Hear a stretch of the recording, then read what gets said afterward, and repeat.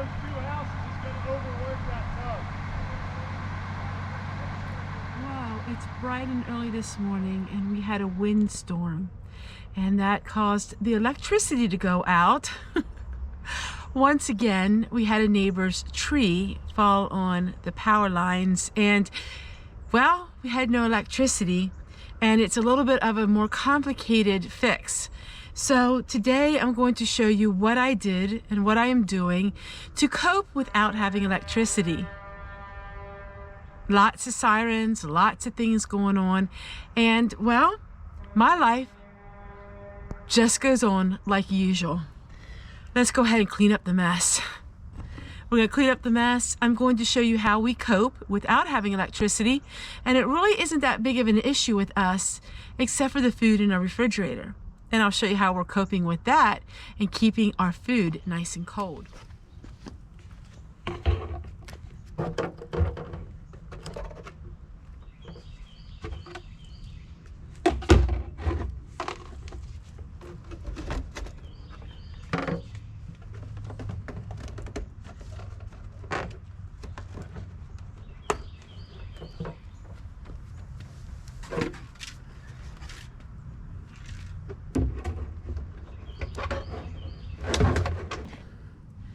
I have some rags that got a little bit smelly, so I really don't want to make them sit for too long.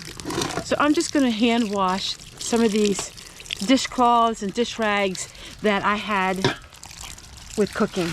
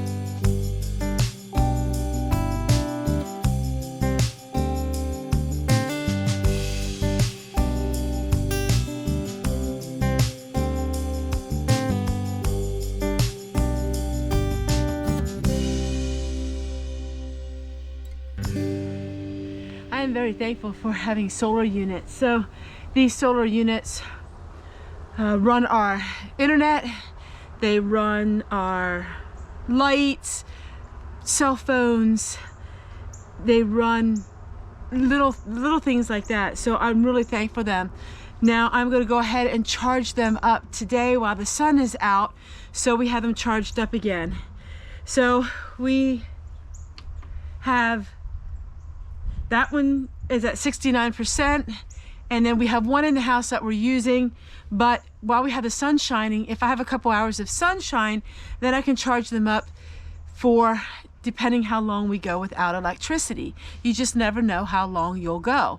So it could be 7 hours, it could be 12 hours, it could be 15 hours, you know.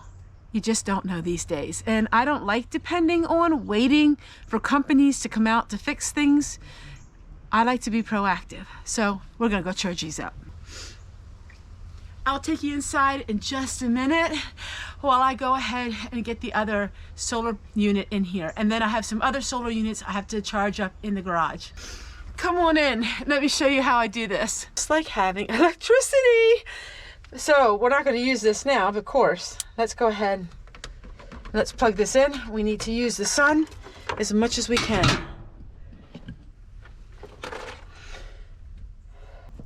All right, it is early morning, so it's not pulling in a lot, but by the late afternoon it will be. So we have this one charging, and then we have this one over here charging. This one's charging a little better because it is in the sun more. A perfect day not to have electricity is a sunny day, which is perfect. You can listen and you can hear the humming. That means that it is charging.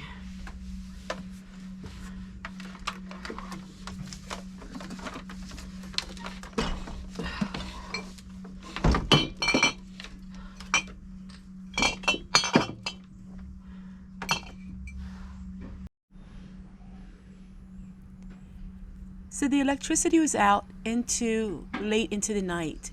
And so in the evening, I did what I always do. I had my oil lamps lit, and it's getting towards evening. The only issue that we had was we were concerned about the food and, how long we could let the food in the refrigerator. So I'll show you here what we did with that. But it was just a really cozy evening, like every evening that we have. I collected the rainwater, and that rainwater flushed the toilets. We had the internet, both my husband and I, and we also had the laptops powering up using the solar. So that worked out great. So we could still have our entertainment. I could still upload my videos.